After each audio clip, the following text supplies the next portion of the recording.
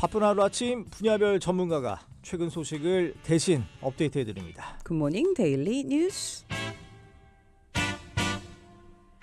네, 오늘 앞서 말씀드린 대로 경제 소식 업데이트해드려요. 오늘도 참 좋은 경제연구소 이인철 소장 전화 연결되어 있습니다. 소장님 안녕하십니까? 네, 안녕하세요. 예, 오늘 첫 주제로 이제 뭐니 해도 이제 트럼프 대통령의 이제 관세 무기화 정책 이렇게 얘기해야 될까요? 이제 캐나다, 멕시코, 중국에 대해서 관세를 때리겠다고 예고를 했습니다. 그 좀 배경이 어떤지 좀 살펴주시죠. 맞습니다. 지금 표면적인 이유는 사실은 이제 펜타닐이라는 마약류 그리고 불법 이민을 이제 내걸고 있지만 그러나 속내는 아메리칸 퍼스트. 미국을 상대로 해서 무역 흑자가 너무 심하다. 이거 고쳐보자라는 겁니다. 트럼프 대통령이 이제 총성 없는 관세 전쟁의 포문을 열었는데요. 예고대로 이제 현지 시간 4일부터 캐나다, 멕시코에 대해서는 25% 관세를 부과하고 중국에 대해서는 10%의 보편 관세를 부과하는 행정명령에 서명을 한 겁니다. 그동안 사실은 캐나다, 멕시코는 이제 잘못협정 때문에 무관세였습니다. 거기에 이제 모든 수입품에 대해서 25%를 중국은 그동안에도 업종별로 15에서 30% 관세를 부과하고 있었는데 여기에다 추가로 10%를 더 얹겠다는 겁니다. 예. 그리고 이번 이제 이 서명한 행정명령의 특징이 뭐냐? 상대국이 이번 미국의 조치에 맞대응을 할 경우 보복관세 더 물릴 수 있는 조항까지 포함이 됐다는 겁니다. 다만 이제 한 가지만 뺐어요. 뭐냐면 캐나다산 원유에 대한 관세는 10%만 적용하겠다. 예. 25% 붙이면 이 캐나다산 원유 수입 비중이 워낙 높기 때문에 미국 소비자들 물가 상승 우려된다라는 겁니다. 예. 그래서 이번 이제 관세 부과는 어떤 의미가 있느냐? 무역 협정을 체결한 동맹국도 예외가 될 수 없다라는 건데요. 네. 다만 그 시간이 지금 현지 시간으로 4일이니까 우리 시간으로 오늘 오후 2시거든요. 예. 계속해서 멕시코, 캐나다, 중국과 전화로 협상을 하고 있습니다. 예. 멕시코가 가장 먼저 관세 부과 시점 한 달 이후에 따냈고요. 예. 조금 전에 속보로 캐나다도 한 달 이후가 됐습니다. 그래요? 근데 중국은 아직 깜깜무소식입니다. 네. 아니 아까 올라온 속보 저도 잠깐 보니까 트럼프는 오히려 이제 트루도 총리와 잘 지낼 거다 뭐 이렇게 또 얘기를 했던데 좀 구체적으로 왜 그럼 지금 유예가 된 거예요? 일단 그 멕시코, 중국, 캐나다 사실은 중국은 2023년 기준 미국과 교역에서 무려 408조 원의 이득을 얻었습니다. 네. 미국을 상대로 가장 많은 무역 흑자를 보고 있고요. 멕시코가 2위입니다. 예. 222조 원 이득을 얻어가고 있고 캐나다가 6위입니다. 한 100조 정도를 미국과 무역으로 이득을 보고 있으니 이꼴 못 보겠다는 겁니다. 그래서 표면적으로는 앞서 제가 이민정책 그리고 불법 마약 이거 차단해라라는 거지만 속내는 뼛속까지 장사꾼인 트럼프 대통령 손해보고는 더 이상 장사 안 해. 그러니까 관세 높이겠다라는 겁니다. 그러자 멕시코가 뭘 얘기했느냐. 지금 어쨌든 표면적으로 이제 마약과 그리고 불법 이민을 얘기했으니 10,000명 정도 멕시코에다가 그 국경에다가 방위군을 배치하겠다. 그래서 이들이 이제 불법 마약의 불법 유통과 불법 이민자를 좀 모니터링하겠다라고 이제 얘기를 하니까 관세가 한 달 유예된 겁니다. 아니 없애줘야죠. 없애기에는 아직 부족하다. 뭐를 해야 되느냐? 네. 트럼프가 만족할 만한 트럼프의 의도는 뭐냐?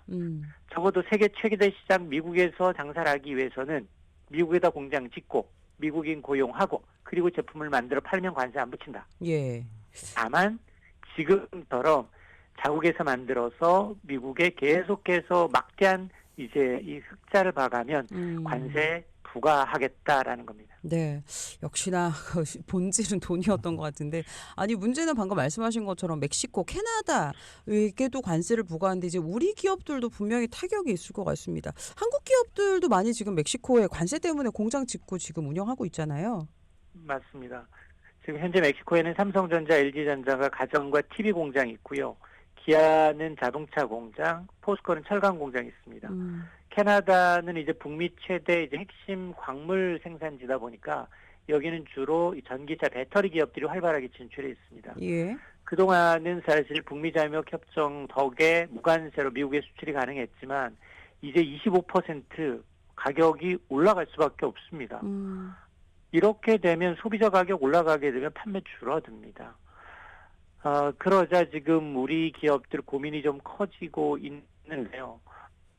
멕시코의 가정 공장둔 삼성전자, LG전자 생산기지 미국으로 좀 이전해 볼까 고민을 하고 있는데 예. 이 실효성은 떨어집니다. 공장 옮기는 게 말처럼 쉽지가 않습니다. 네, 네. 이전한다 하더라도 미국 내 공장 운영하려면 인건비 더 비싸고요. 그렇죠. 물리비 부담 더 커지기 때문에 비용이 올라갑니다.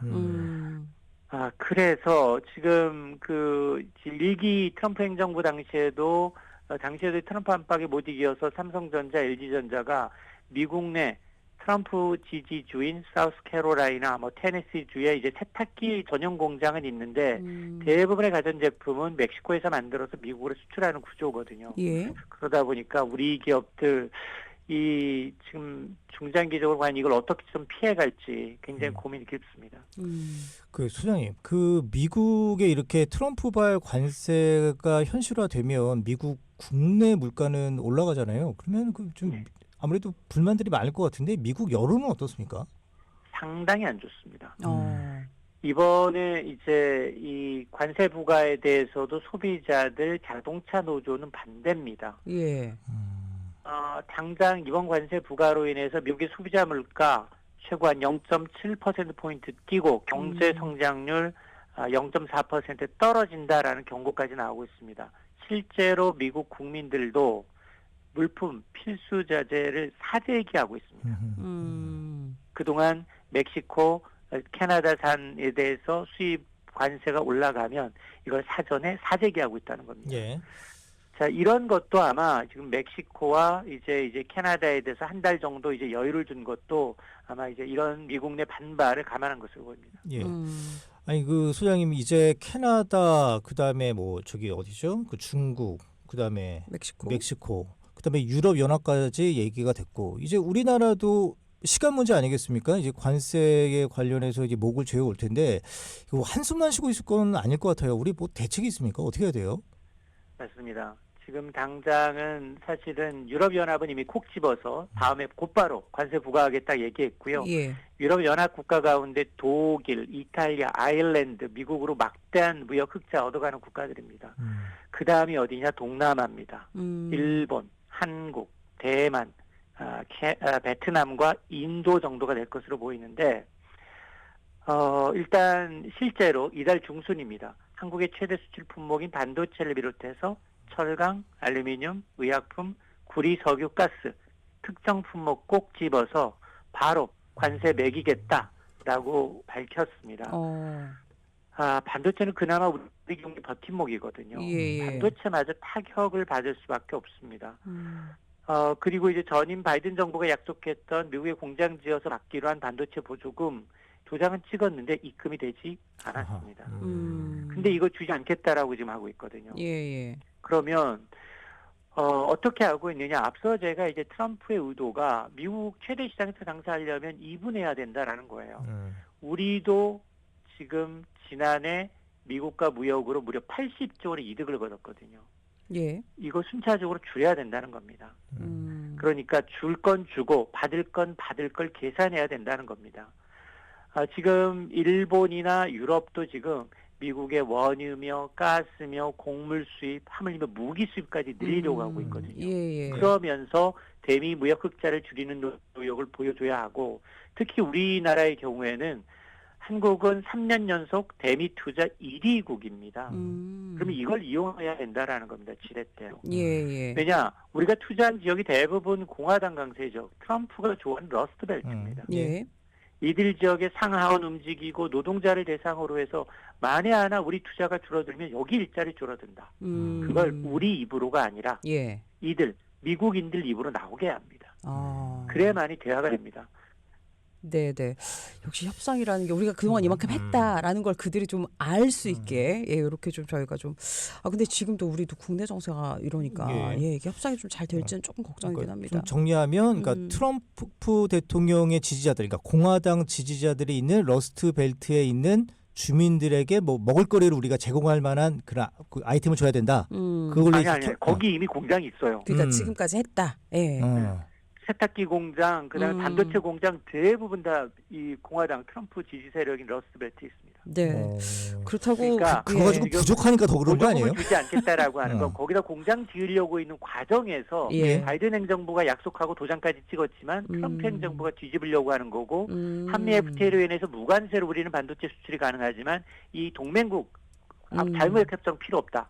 캐나다, 멕시코 보니까 캐나다, 멕시코 모두 무관세예요. 예. 그런데 이번에 25% 관세를 부과한 건 그렇죠. 이런 여러 가지 이유를 대고 있기 때문에 우리도 이걸 막기 위해서는 협상력이 필요하다라는 겁니다. 네, 알겠습니다. 아니 근데 최근에 보면 어제도 그렇고 뭐 이미 우리 주가에도 지금 많이 반영이 됐잖아요. 지금 뭐 비트코인도 많이 떨어진 것 같고 좀 어떻게 보세요? 우리 증시도 많이 금융시장이 지금 난립니다. 그렇죠. 이렇게 되면 예. 결국 미국 관세 정책은 미국의 수입 물가 올라서 미국의 인플레이션 올라가면 미국 금리 내리지 못하고 올려야 합니다. 예. 그러니까 달러만 초강세, 그러니까 달러, 금값만 오르고 있고요. 예. 주식 위험자산이 주식 떨어지고 있고요. 비트코인 떨어지고 있고요. 그리고 원화 가치뿐 아니라 지금 멕시코의 페소화는 사상 최저, 캐나다의 이 달러 가치는 20년 내 최저입니다. 네, 그러니까 달러가 다시 또 올랐습니다. 많이 걱정이긴 한데요. 저희가 또 목요일 날 소장님과 함께 자세한 이야기 나눠보겠습니다. 지금까지 참 좋은 경제연구소 이인철 소장 함께했습니다. 고맙습니다.